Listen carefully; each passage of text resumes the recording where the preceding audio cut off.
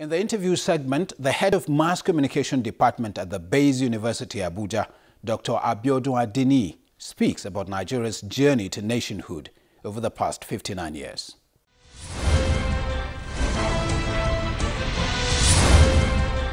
Dr. Adini, thank you very much for joining us on the program. My pleasure. Thanks for having me on. Nigeria, 59 years. By every standard, if this were a human being, you're talking about a full-fledged adult. Absolutely. In very few sentences, as a starting off point, what is your assessment of Nigeria after 59 years of independence? Well, it may not be too convenient to liken Nigeria in the mold of a human being, because there are two different things. The human being is a biological construct, so at 59, of course, an adult, mature adult, even tending towards old age. But in terms of Nigeria as a nation at 59, well, you know, nation building is not a tea party. It takes processes. It takes painstaking effort that you grow over years, sometimes over centuries. What is important is that it's been a long walk for Nigeria at 59, and we haven't done badly, even if we know that we could have done better. You know, but it's okay for us to salute ourselves at 59 and hope that, you know, efforts will be on deck to propel us further and higher than the level at which we are now.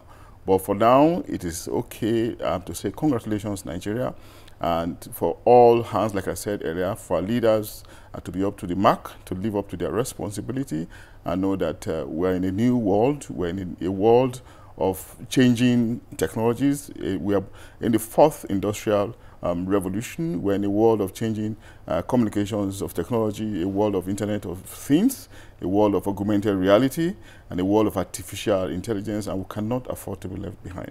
In putting it is okay, to use your words in perspective, Yeah. you would have to perhaps begin to compare Nigeria and other countries they started off together. You're talking Brazil, right, you're talking India and the likes of them. Yeah. Would you still be saying okay if you look at their progress? Yeah, if you look at those ones, you will say, okay, we could as well have done better. You know, but at the same time, there are countries that we have also done better than. You know, so when you look at it from one side, you need to factor in the other side as well. Yes, we're not saying that, you know, the stage that we are in now could not have been better. But you see, our history has been a history that is full of challenges. We have moved from slavery to colonialism, through a civil war, and to long years of military interregnum. Okay, and we've been dealing over the years with a parasitic elite. You know, it has taken, you know, so much of challenges. We've been going through so much challenges, you know, which may not be found in some other countries, you know. Yes, we do know that we are also very heterogeneous, you know. We know that these things can be dealt with, but the question will remain, you know, what are the solutions? The solution is actually conscientious leadership. You know, but are we there at the level of leadership? We're probably not there yet, but we're taking steps towards attaining that stage. Just before we get to solutions, yeah. Of all the challenges you mentioned, if I right. were to ask you for you, which one is the most profound, which one would we be talking about? Very well, I'll be talking about leadership, you know, and it is not that we don't have high quality leaders. If you look at the history of Nigeria, post-independent Nigerian history, for instance, apart from one or two persons, you know, I would say all our leaders have been qualitative men. They have been men that, you know, you say the Shakespearean elements are fully mixed in them.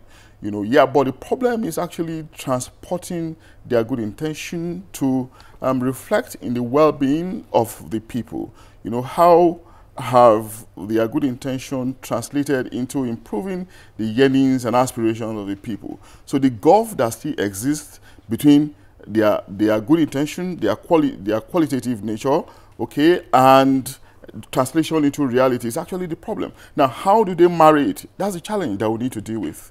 You know, how do they bridge this divide? How do they bridge this gap? That's a problem that we still have as a nation. Otherwise, we're not lacking good leadership, you know. But we keep complaining about leadership, and rightly so, because we have not seen them, okay, being able to marry their intentions, their plans, okay, with the yearnings and aspirations of the people. That's where the problem actually lies. So you don't belong to the group of those who think the selection process of leadership in Nigeria is the big problem that we have? Our electoral process, for instance. Yeah, the selection process may not be the best. I belong to that class somewhat. It may not be the best, but in the circumstance, we take it as a fait accompli. What do? We make do with what we have. Okay, we'll make do what we have. Why we try to improve an electoral process. And we've been talking about this really.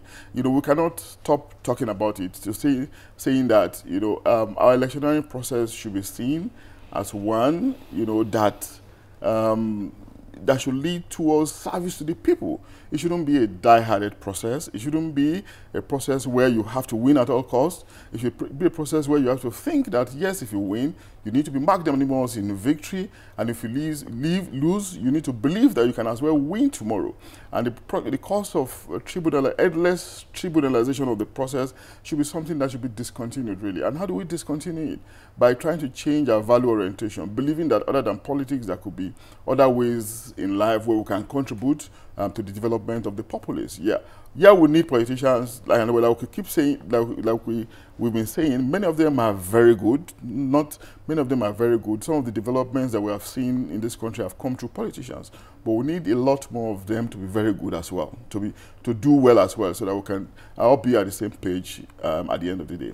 This is a nation that has made so much wealth and resources, blessed in so many diverse areas, but then corruption has been an issue, and it's been talked about every time. Do you think it constitutes as much problem as people are making it out? Yeah, it does. Corruption, it's nearly a pandemic in our country. You know, it's very systemic, very deep-seated. You know, and that's why any government that want to raise awareness around anti-corruption, that government really has to be saluted. You know, it's something that needs to be addressed because that's eating really deep. And the fact that Nigeria is corrupt does not make us a bad people. You know, corruption is everywhere. You know, but the problem is that our systems, our processes, and procedures are so weak, and they are very permissive of corrupt practices. You know, we need to deal with those systems. You know, we need to deal with those processes and procedures that are very weak, that allow individuals to pervert, to circumvent those processes. It is not enough, you know, to be bothered about curative or about sanctions or sanctioning the corrupt. What about the preventive aspect of it? What about the preventive stage? How much have we done at the level of preventing corruption? In that area, I think we are doing far less than we are doing in compared to the attempt at sanctioning culprits. It's okay to sanction culprits. It's okay to sanction people who are infracting on the process, okay? But why try to sanction them as well? We should be mindful of the weak system that is leading to corruption in the first place. Dr. Adeni, there are some people who would say all the suggestions you're proffering so far will fall flat on their faces unless we fix the constitution, amend it, sort of. I also do not think that our problem is constitution. Our constitution may not be perfect. The American constitution that we are aping and the American system that we are aping and idolizing, you know, do not necessarily have a perfect constitution. There are countries in the world that operate without a written constitution.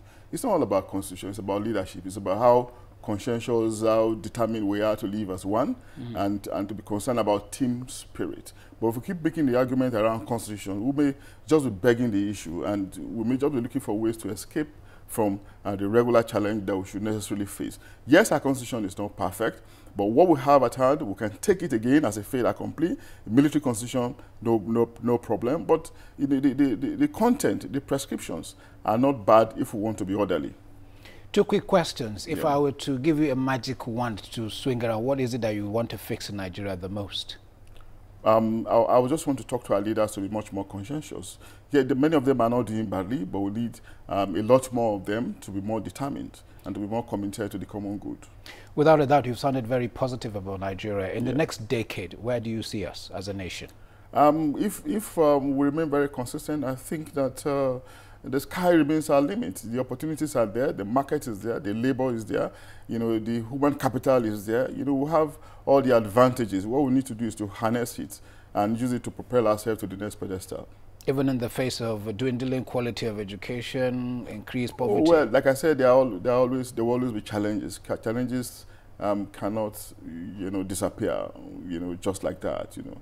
But what you need to do is to be painstaking in trying to resolve them, you know, and that's what I think our leaders should do, really. So there is hope, and the sky is the limit for Nigeria. Hope. Yeah, absolutely. Dr. Adeni, thank you very much for coming on the program. Thanks for the invitation.